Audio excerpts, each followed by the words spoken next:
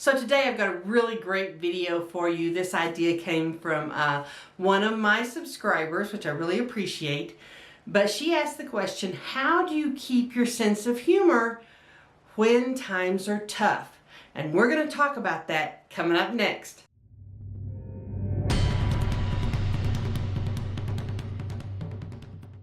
Hi everybody, my name is Dee Burks and this is Retirement Rescue, where we talk about how to make money, save money, and create a retirement from nothing. Well, today we're going to be talking about how to keep your sense of humor when things are really going bad sometimes. And that happens to everybody. But I'm going to give you 6 tips that will help you maintain or recover that sense of humor when you're going through a rough spot. Now, I will say, and I know this to be true from my own experience, humor and being able to laugh has incredible healing properties in your life. It heals your mental state, it improves your outlook, and honestly, it releases chemicals that make you feel better, that make your body function better. So it's really important to figure out how to introduce humor or keep humor when things are going bad, because it can be really hard sometimes. Now, one of the things I've done in the past when I start to feel a little bit down or I'm really ruminating on things that are irritating, that's your first sign that you need to seek out something you find funny. Maybe it's a comedian.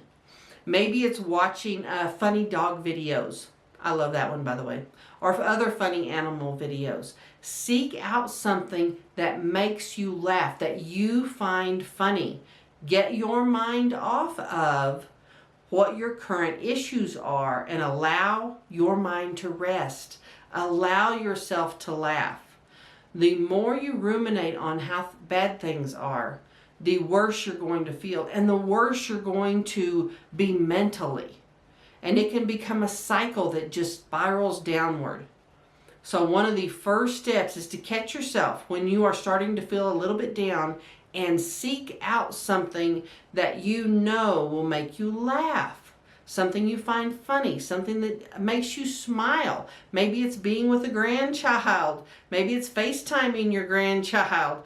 Whatever it is that lifts your spirits, that really gets you in that mood, seek it out. It's not going to teleport into your living room. Seek it out and do it quickly. The faster you do it, the quicker you'll feel better about things. Now, in addition to increasing your exposure to funny things or to positive things, you have to limit your exposure to negative things. What's bringing you down? Is it the news? And it certainly could be these days. Is it social media? Is it a person in your life that has just gone on a negative tear? Whatever it is, figure out those things that are really bringing you down, that are not helping you, and limit your exposure. Turn the television off. Stay off of social media. Challenge yourself to spend a week off of social media. You see people do this all the time and say, hey, I'm taking a break from social media for a while. That is for their mental health largely. It really is. And the news and what we see, what we take in, we see, we hear, we look at on our phone, all of that affects our lives. All of that affects the way you feel about life. So limit your exposure to those negative things, even if it's just for a short period of time. But honestly, I would encourage you, limit your exposure to those things, period. They never help you. And so limiting your exposure will allow you to recover and recover that sense of humor.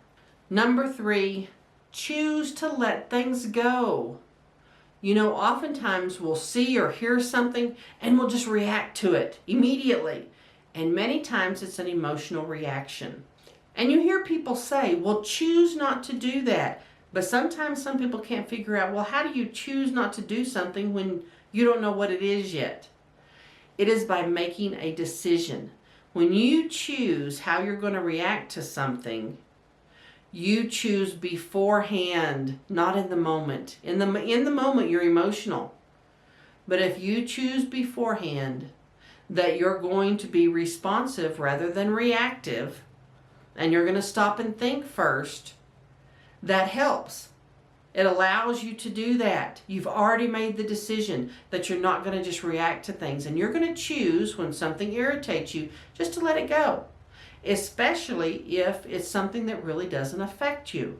If it's politics, if it's just being offended about something in general that is not affecting your life this second, you can choose to let that thing go.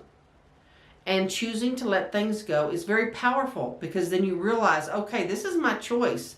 How you feel a lot of times comes to how you allow yourself to react. And you can choose that, but you need to do it beforehand, not in the moment. And this brings up number 4. That is choosing to exercise control over your emotions. When something does irritate you, can you deal with it with humor or kindness rather than anger? A lot of times when we react to something in the moment, it's with anger. And learning to control your own emotions is a powerful, powerful thing, because you realize, number 1, you can control those emotions, and you can choose to face things with humor or patience, where before you may have reacted with impatience or anger. The typical Karen, honestly. A lot of the times when you see someone that's labeled a, quote, Karen, what people are really saying is that person is not controlling their emotions. They're letting their inner toddler out. They really are. They're reacting with anger and demands, and guess what? That gets them nowhere. If you approach a situation, even a negative situation, with humor and with patience and kindness, people will help you out. And that will allow you to have a really good outcome. And guess what? Good outcomes produce great feelings. You will feel like, hey, that went really well. I mean, how awesome is that? It'll be a story you tell people of how, all these other people were having an issue and this person really chose to help me because I was kind. It's a good story to tell, but there's also a lot of truth to it. You can save yourself a lot of aggravation by choosing to meet things with humor and patience. And this really brings up number 5. It's important, especially if you tend to react with anger or irritation easily, and some of us do, I'm one of them. It is really important to learn de-escalation techniques. What can you do to improve this situation? How can you approach this person in a way where they'll want to help you? For some reason, people think emotional control and being able to handle situations in a very positive fashion is something that we just have naturally. And let me tell you, y'all, it's not. It is something we learn over time. Putting tools in our toolbox is a way to allow us to keep our humor and have great outcomes. So learning something like de-escalation techniques, how to get someone who's really irritated down off that cliff, is a great way to help yourself. And humor is a wonderful tool.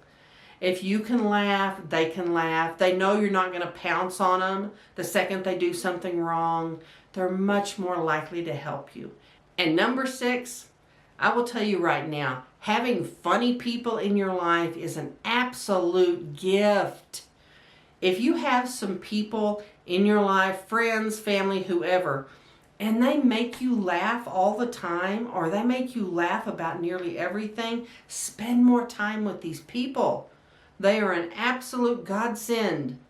They allow you to laugh at yourself, which is a big thing, learning to laugh at yourself. And then they allow you to see the humor in situations where maybe you wouldn't have seen it before.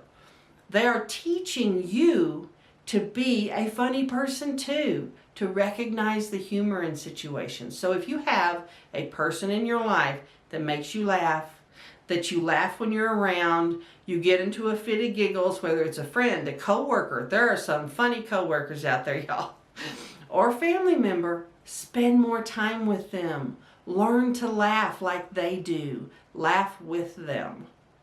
Keeping your sense of humor when things are bad is something you have to work at. It's not something that's magic. Understand the incredible role that humor can play in your life, and how you insert humor or regain your humor when things are bad are really great tool sets to have. So I would encourage you to work on those. Now, if you've enjoyed this video, please click subscribe, and I'll see you next time.